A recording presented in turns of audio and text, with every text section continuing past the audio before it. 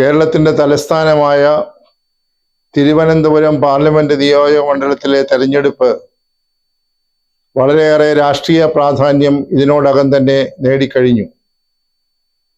കഴിഞ്ഞ 3 പ്രാവശ്യം തിരുവനന്തപുരം പാർലമെന്റ് നിയോജക മണ്ഡലത്തെ പ്രതിനിധീകരിച്ച വിശ്വപൗരൻ എന്ന പേരിൽ അറിയപ്പെടുന്ന ഡോക്ടർ ശശി തരൂർ, അദ്ദേഹം 4ാം തവണയും UDFന്റെ സ്ഥാനാർത്ഥിയായി തിരുവനന്തപുരത്ത് നിന്ന് മത്സരിക്കുകയാണ്. അദ്ദേഹത്തെ നേരിടുന്നത് NDA മുന്നണിയിൽ നിന്ന് ഇപ്പോൾ മന്ത്രിയായിരിക്കുന്ന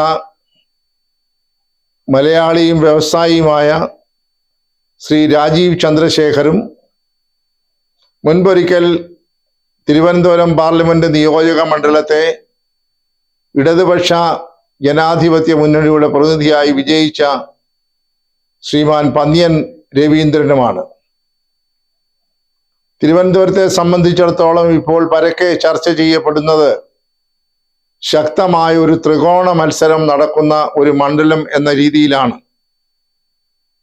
എന്നാൽ രാഷ്ട്രീയ ചരിത്രം പരിശോധിക്കുമ്പോൾ ഒരു വലിയ ത്രികോണ മത്സരത്തിന്റെ സാധ്യത കാണുന്നുണ്ട് എന്ന് അസന്നിഗ്ധമായി പറയുവാൻ സാധ്യമല്ല.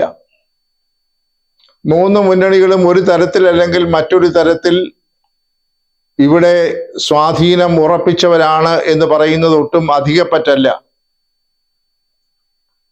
ഉദാഹരണമായി ശ്രീമാൻ ശശി തരൂർ 2009 ആദ്യമായി തെരഞ്ഞെടുപ്പ് രംഗത്തിറങ്ങുമ്പോൾ ഇടതുപക്ഷ ജനാധിപത്യ മുന്നണിയിൽ നിന്ന് അദ്ദേഹം ഈ മണ്ഡലം തിരിച്ചു പിടിക്കുകയായിരുന്നു. തുടർന്ന് നടന്ന 2 തെരഞ്ഞെടുപ്പിലും 2014 തെരഞ്ഞെടുപ്പിലും 19 തെരഞ്ഞെടുപ്പിലും അദ്ദേഹം വിജയശ്രീലാളിതനായി ജൈത്രയാത്ര തുടർന്നു. എന്നാൽ ഇവിടെ കാണേണ്ടതായ ഒരു പ്രധാന സംഗതി, ശശി തരൂരിന്റെ 1ാമത്തെ വിജയം ഇടതുപക്ഷ ജനാധിപത്യ മുന്നണിയിൽ നിന്നാണെങ്കിലും 2ാമത്തേതും 3ാമത്തേതുമായ ജയം നടന്നു കഴിഞ്ഞപ്പോൾ എല്ലാവരെയും അത്ഭുതപ്പെടുത്തിക്കൊണ്ട് BJP 2ാം സ്ഥാനത്തെത്തുകയുണ്ടായി. അതിൻ്റെ സൂചന തിരുവനന്തപുരം മണ്ഡലത്തിൽ BJP കുറെ ഏറെ മുന്നാക്കം പോയിട്ടുണ്ട് എന്നുള്ളതാണ്. എല്ലാവർക്കും അറിയാം, ഒരു സമയത്ത് കേരള നിയമസഭയിൽ കേരളത്തിന്റെ ചരിത്രത്തിൽ ആദ്യമായി BJPക്ക് ഒരു പ്രതിനിധി ഉണ്ടായത് ഈ തിരുവനന്തപുരം പാർലമെന്റ് നിയോജക മണ്ഡലത്തിലെ നേമം നിയമസഭാ മണ്ഡലത്തിൽ നിന്നാണ്. അത് മുഴുവൻ ഒരു BJPയുടെ വോട്ട് കൊണ്ടാണ് എന്ന് പറയുക വയ്യ. ശ്രീമാൻ O രാജഗോപാലിനെ സംബന്ധിച്ചിടത്തോളം അദ്ദേഹത്തെ വ്യക്തിപരമായി ഇഷ്ടപ്പെടുന്ന, പാർട്ടിക്ക് അതീതമായി അദ്ദേഹത്തെ സ്നേഹിക്കുകയും ബഹുമാനിക്കുകയും ചെയ്യുന്ന ധാരാളം ആളുകൾ അദ്ദേഹത്തെ പിന്തുണച്ചതുകൊണ്ടാണ് അദ്ദേഹത്തിന് ഒരു വിജയം ലഭിച്ചത് എന്നത് എല്ലാവർക്കും അറിയാവുന്ന ഒരു വസ്തുതയാണ്. എന്നാൽ തനി രാഷ്ട്രീയ സ്വഭാവം തിരുവനന്തപുരം പാർലമെന്റ് നിയോജക മണ്ഡലം ആർജിച്ചപ്പോൾ വിശ്വപൗരന്റെ പ്രവേശം ഒരർത്ഥത്തിൽ പറഞ്ഞാൽ തിരുവനന്തപുരം നഗരത്തെ 2009 ഇളക്കി മറിച്ചു. ഇവിടെ കാണേണ്ട മറ്റൊരു സവിശേഷമായ പ്രത്യേകത, ഇപ്രാവശ്യത്തെ തെരഞ്ഞെടുപ്പിൽ BJPയുടെ സ്ഥാനാർത്ഥിയും ഇന്ത്യൻ നാഷണൽ കോൺഗ്രസിന്റെ സ്ഥാനാർത്ഥിയും പെട്ടെന്ന് ഇന്ത്യൻ രാഷ്ട്രീയത്തിൽ രംഗത്ത് വന്ന 2 മലയാളികളാണ്. അവർ ജന്മം കൊണ്ട് മലയാളികളാണെങ്കിലും ദീർഘവർഷങ്ങൾ, അവരുടെ ആയുസ്സിന്റെ സിംഹഭാഗവും ശ്രീമാൻ രാജീവ് ചന്ദ്രശേഖർ ചെലവഴിച്ചത് കേരളത്തിന് പുറത്തും ഡോക്ടർ ശശി തരൂർ ചെലവഴിച്ചത് ഇന്ത്യക്ക് പുറത്തുമാണ്. മറ്റൊരു പ്രത്യേകത ഇവരെ കുറിച്ച് എടുത്തു പറയേണ്ടത്, ഇവരാരും ഇപ്പോൾ അവർ ഉൾപ്പെടുന്നതായ രാഷ്ട്രീയ കക്ഷികളുടെ താഴെ തട്ടിൽ നിന്ന് വളർന്നു വന്നവരല്ല. ഡോക്ടർ ശശി തരൂരിനെ സംബന്ധിച്ചിടത്തോളം KSUവിലോ യൂത്ത് കോൺഗ്രസിലോ എന്തിനു പറയട്ടെ ഇന്ത്യൻ നാഷണൽ കോൺഗ്രസിലോ ഒന്നും ദീർഘവർഷങ്ങൾ പ്രവർത്തിച്ച് വളർന്ന് പാർട്ടിയിൽ ഉന്നത സ്ഥാനിയായ ആളല്ല. അദ്ദേഹത്തിൻ്റെ അസാധാരണമായ വിശ്വപൗരത്വവും സാമർഥ്യവും അദ്ദേഹത്തിൻ്റെ ശേഷിയുള്ള നയപരമായ ഇടപെടലുകളും ജനങ്ങളെ ആകർഷിക്കുവാനുള്ള പ്രവർത്തന ശൈലിയുമൊക്കെയാണ് അദ്ദേഹത്തെ ഇന്ത്യൻ നാഷണൽ കോൺഗ്രസിൽ അനിഷേധ്യനായ ഒരു നേതാവാക്കി രൂപപ്പെടുത്തിയത്. അതിനുശേഷം അദ്ദേഹം ഇന്ത്യൻ രാഷ്ട്രീയത്തിൽ അലിഞ്ഞു ചേരാനായി ശ്രമങ്ങളൊക്കെ നടത്തി. ഇപ്പോൾ ഇന്ത്യൻ രാഷ്ട്രീയത്തിൻ്റെ മുൻനിരയിൽ കോൺഗ്രസ് പ്രവർത്തക സമിതിയിൽ പോലും അംഗത്വം നേടി. ഒരു സമയത്ത് ഇന്ത്യൻ നാഷണൽ കോൺഗ്രസിന്റെ പ്രസിഡന്റ് ആകാൻ കൂടി മത്സരിച്ച ഒരാളാണ്. വളരെ പ്രശസ്തനായ ഒരു പ്രഭാഷകനാണ്, എഴുത്തുകാരനാണ്, ലോകം അറിയപ്പെടുന്ന ഒരു നയതന്ത്രജ്ഞനുമാണ്.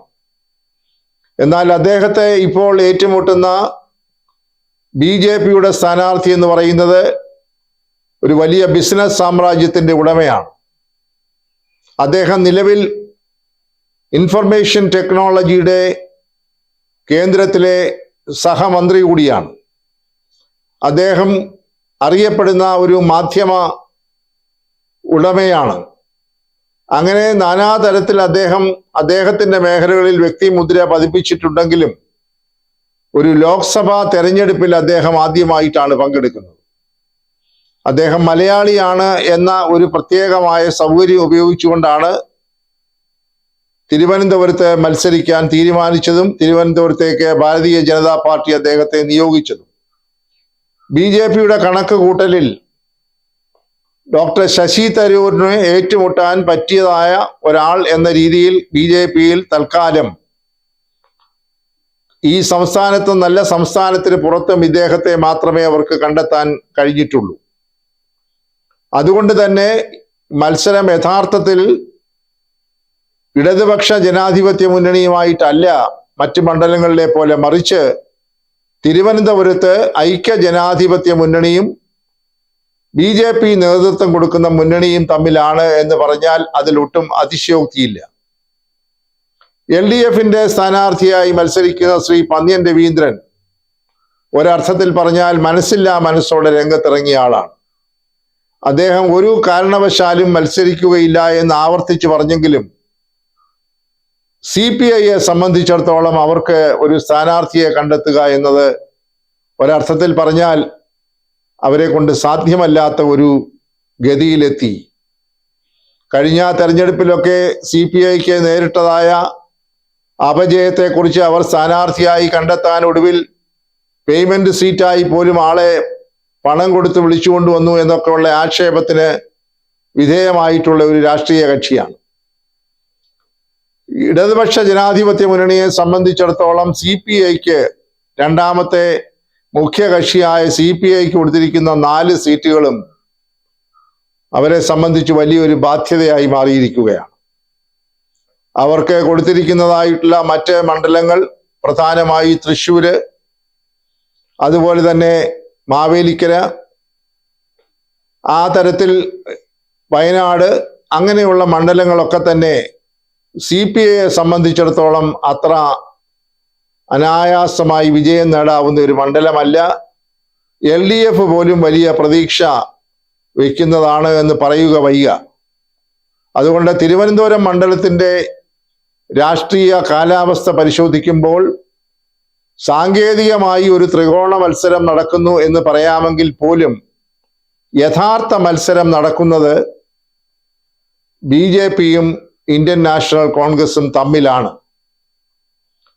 രണ്ടുപേരെ സംബന്ധിച്ച്, 2 സ്ഥാനാർത്ഥികളെ സംബന്ധിച്ചും അവരവരുടെ മേഖലകളിൽ അവർ പ്രധാനികളാണ്, വളരെ പശ്ചാത്തലമുള്ളവരാണ്. 2 വിവിധ മേഖലകളിലാണെങ്കിലും അവരവരുടെ പ്രാഗൽഭ്യം തെളിയിച്ചവരാണ്. ഒരു കാര്യം കൂടെ നമ്മൾ ഈ തെരഞ്ഞെടുപ്പിൽ കാണേണ്ടത്, ഡോക്ടർ ശശി തരൂരും ഒരളവ് വരെ IT വിദഗ്ധനാണ്. രാജീവ് ചന്ദ്രശേഖർ IT-യുടെ മന്ത്രിയും കൂടിയാണ്. അവരുടെ പുറകിൽ അതിശക്തമായിട്ടുള്ള ആധുനിക സാങ്കേതിക വിദ്യ നന്നായി അറിയാവുന്ന ഒരു ടീം പ്രവർത്തിക്കുന്നുണ്ട് എന്നുള്ളതാണ്. അതുകൊണ്ട് ഒരു തെരഞ്ഞെടുപ്പ് രംഗത്ത് ഈ മാധ്യമം, ഇൻഫർമേഷൻ ടെക്നോളജി, ITM ഒരളവ് വരെ ആർട്ടിഫിഷ്യൽ ഇന്റലിജൻസ് ഉൾപ്പെടെ പരമാവധി വിനിയോഗിക്കപ്പെടും എന്നത് സുനിശ്ചിതമാണ്. ഈ രണ്ട് സ്ഥാനാർത്ഥികളും എല്ലാ അടവുകളും പയറ്റും, അവരുടെ ആവനാഴികളിലെ എല്ലാ അമ്പും പ്രയോഗിക്കും. ആധുനിക മാധ്യമങ്ങളും ആധുനിക സങ്കേതങ്ങളും രണ്ടാളുകളും ഭംഗിയായി വിനിയോഗിക്കും. ആ നിലയിലൊക്കെ ശ്രീ പന്ന്യൻ രവീന്ദ്രന് ബഹുദൂരം ഇവരോടൊപ്പം യാത്ര ചെയ്യാൻ കഴിയുമെന്ന് തോന്നുന്നില്ല. അതുകൊണ്ട് തിരുവനന്തപുരം ദേശീയ ശ്രദ്ധ പിടിച്ചു പറ്റുന്ന ഒരു മണ്ഡലമാണ് എന്ന കാര്യത്തിൽ യാതൊരു സംശയവുമില്ല. കാരണം കേരളത്തിൽ 20 പാർലമെന്റ് നിയോജക മണ്ഡലങ്ങളിൽ ഇപ്പോൾ നടക്കുന്ന മത്സരങ്ങളിൽ 2 മന്ത്രിമാർ മത്സരിക്കുന്നുണ്ടെങ്കിലും അതിൽ മുഖ്യ സ്ഥാനം ശ്രീ രാജീവ് ചന്ദ്രശേഖരനാണ്. ശ്രീ വി മുരളീധരൻ തൊട്ട് അയൽവക്കത്തുള്ള ആറ്റിങ്ങൽ നിയോജക മണ്ഡലത്തിൽ മത്സരിക്കുന്നുണ്ട്. എന്നാലും തിരുവനന്തപുരത്തിന്റെ ചൂരും ചൂടുമൊന്നും ആറ്റിങ്ങലിൽ കാണാനുള്ള സാധ്യത കുറവാണ്. തലസ്ഥാന നഗരം എന്ന രീതിയിൽ ഡോക്ടർ ശശി തരൂരും ശ്രീ രാജീവ് ചന്ദ്രശേഖരും ഏറ്റുമുട്ടുന്ന ഒരു മണ്ഡലം എന്ന രീതിയിൽ ഇന്ത്യയിൽ മാത്രമല്ല ലോകം തന്നെ ഉറ്റുനോക്കുന്ന ഒരു മത്സരമാണ് തിരുവനന്തപുരത്ത് നടക്കാൻ പോകുന്നത്. അതുകൊണ്ട് ആർക്കാണ് അനായാസ വിജയം എന്ന് പറയാനായി സാധ്യമല്ല. നേരത്തെ പറഞ്ഞതുപോലെ 2 തെരഞ്ഞെടുപ്പുകളിൽ 2ാം സ്ഥാനം വരെ എത്തിയ BJP നിശ്ചയദാർഢ്യത്തോടും വളരെ ഒരുക്കങ്ങളോടും ഇപ്രാവശ്യം കളത്തിലിറങ്ങിയിരിക്കുകയാണ്. സാമ്പത്തികമായി പോലും അവർ വളരെ ഉയർന്ന നിലയിലാണ്. വ്യക്തിപരമായും പാർട്ടി എന്ന രീതിയിലും ശശി തരൂരും വ്യക്തിപരമായി അക്കാര്യത്തിൽ പിന്നാക്കമല്ല. അതുകൊണ്ട് എല്ലാ അടവുകളും പയറ്റി തീ പാറുന്ന ഒരു മത്സരം തന്നെ ആയിരിക്കും തിരുവനന്തപുരത്ത്. സാങ്കേതികമായി ത്രികോണ മത്സരം എന്ന് പറഞ്ഞാൽ പോലും LDFനെ സംബന്ധിച്ചിടത്തോളം വലിയ പ്രതീക്ഷയ്ക്ക് വകയുണ്ടെന്ന് തോന്നുന്നില്ല. ആ തരത്തിലാണ് ഇപ്പോൾ കാര്യങ്ങൾ നിൽക്കുന്നത്. വരും ദിവസങ്ങളിൽ ഇതിൻ്റെ മൂർധന്യാവസ്ഥയിലേക്ക് പോകുമ്പോൾ കാര്യങ്ങൾ എങ്ങനെ തിരിഞ്ഞു മറിയും എന്നുള്ളത് കാത്തിരുന്ന് കാണേണ്ടിയിരിക്കുന്നു.